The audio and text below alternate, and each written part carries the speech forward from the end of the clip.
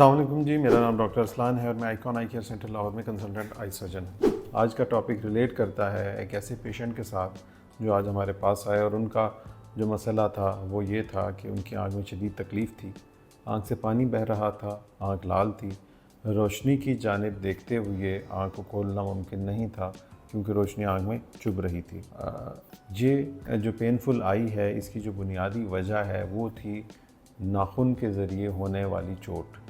और वो नाखून एक एज़ अ मदर उनको अपने ही जो बेबी है या बच्चे है उसको संभालते हुए उनकी केयर करते हुए बेसिकली आँख में उंगली लगने की वजह से हुआ। अब पहली बात तो ये है कि एहतियात इलाज से बेहतर है, अगरचे ज़ाहिरी बात है ऐसा हमेशा मुमकिन नहीं होता, लेकिन एज़ अ मदर आपको ख़याल रखना चाहिए या कोशिश करनी चाहिए कि जो छोटे बच्चे हैं वक्तन फ़वक्तन उनके नाखून चूँकि बहुत शार्प होते हैं, बहुत छोटे उनकी एक मोटाई होती है, इस वजह से वो ज़्यादा इंजरी का सबब बन सकते हैं और शार्प कट लेकर आ सकते हैं आँख के अंदर। तो उसको रेगुलर ट्रिम करते रहें आप और नाखून को वक्तन फ़वक्तन काटते रहें ताकि इस चोट से बच सकें और आँख की हिफाजत रहे। बेसिकली ज़्यादातर जब ये इंजरी होती है तो ये आँख के कॉर्निया को इफ़ेक्ट करती है।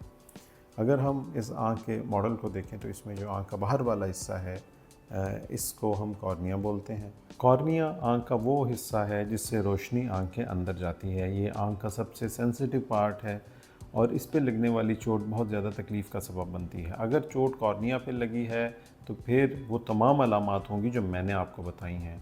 अगर चोट इसके अलावा साइडों पे लगी है तो फिर शायद चोट इतनी तकलीफ़देह भी ना हो और उसकी हीलिंग भी बहुत जल्दी हो जाती है। शार्प इंजरी की वजह से जो कॉर्निया है इसकी ऊपर वाली झिल्ली अपनी जगह से हट जाती है और आँख में बहुत ज़्यादा तकलीफ़ और एक स्क्रैच टाइप की या रगड़ टाइप की फीलिंग जो है वो आती है। आम तौर के ऊपर इसमें बहुत ज़्यादा परेशानी की बात नहीं है। आँख को आप वॉश कीजिए, उसकी सफाई का ख़याल रखिए और फ़ौरन से अपनी किसी करीबी डॉक्टर से रब्ता कीजिए, जिसमें आप ये कोशिश करें कि अगर आपको करीबी डॉक्टर मिल जाते हैं तो वो आपको कोई सी एंटीबायोटिक ड्रॉप्स लिख दें जो आँख में इन्फेक्शन को रोकें।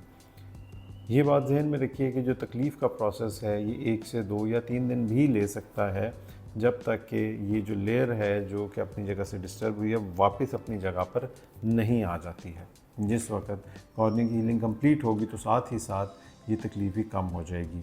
आम तौर के ऊपर ये किसी बड़े नुकसान या किसी बड़ी विज़न लॉस का सबब नहीं बनता।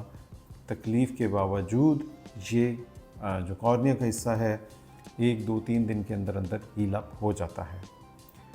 जो भी आपके डॉक्टर आपको दवाई दें वो आप चंद दिन इस्तेमाल करके रोक सकते हैं और उसके बाद जब आपकी आँख नॉर्मल हो जाएगी तो आप उसको नॉर्मल तरीके से इस्तेमाल करें। इसके अलावा कई दफ़ा एक और प्रॉब्लम जो इसकी एक मेजर कॉम्प्लिकेशन है वो ये है कि चूँकि ये शार्प इंजरी होती है और टिशू अपनी जगह पे आ तो जाता है लेकिन अच्छे तरीके से जुड़ नहीं पाता है, तो ये साइकिल रिपीट होता रहता है। अक्सर हमारे पास पेशेंट्स आते हैं जो हमें बताते हैं कि अचानक एकदम से रात को आँख खुली और आँख में बहुत ज़्यादा वाटरिंग, पेन, इरिटेशन, रेडनेस थी और उसकी वजह ये है कि आँख की वो झिल्ली अपनी जगह से हिल जाती है। वो अपनी जगह पर तो आती है लेकिन उस पोर्शन को कम्प्लीटली जुड़ने में कई साल लग सकते हैं। इस वजह से बार बार ये ज़ख़म फ्रेश होता रहता है। ऐसी सूरत में आपको आँख के लिए बहुत सारे अच्छे लुब्रिकेंट्स कई महीने तक इस्तेमाल करने पड़ सकते हैं और ऐसी सूरत के अंदर आपको ये कोशिश करनी चाहिए कि अपने मौलिद से अच्छे से कतरे प्रिस्क्राइब करवाएं जो कि आँख को मुसलसल गीला रखें, ख़ास तौर पे रात को सोते हुए, ताकि आँख पे ये स्क्रैच बार बार से रिफ़्रेश या रिपीट ना हो। बाकी बुनियादी तौर के ऊपर ये इंजरी को बहुत ज़्यादा ख़तरनाक नहीं है। अगर हल्की फुल्की चोट लगती है तो आप 2 से 3 दिन इंतज़ार कर सकते हैं और उसके अंदर ये हीलिंग कंप्लीट हो जाएगी। लेकिन अगर आप बेहतर समझें तो मुनासिब अमल यही है कि इसके लिए अपने किसी करीबी आई स्पेशलिस्ट को चेक करवाएं जो आपको मुनासिब एंटीबायोटिक्स ड्रॉप देंगे जो कि सुपर एडिड इन्फेक्शन को भी रोकेगा और साथ ही साथ आँख की होने वाली हीलिंग को भी जल्दी कंप्लीट होने में मदद देगा। तो कॉर्निया के हवाले से या आँख की पुतली के ज़ख़म के हवाले से यही इम्पॉर्टेंट चीज़ है जो मैं डिस्कस करना चाह रहा था और कोशिश करें कि आँख को चोट से बचाएं, आँख में गैर ज़रूरी तौर पे कॉन्टैक्ट लेंस इस्तेमाल करते हुए होने वाली फिंगर नेल इंजरी से बचें, बच्चों की फिंगर से होने वाली फिंगर नेल इंजरी से बचें। और इसी तरीके से अक्सर कई दफ़ा बच्चों की आँख में भी आपस में खेलते हुए नाखून की इंजरी हो सकती है, तो उसमें भी एहतियात का काम लें। आज के लिए इतना ही। Thank you. अल्लाह हाफ़िज़।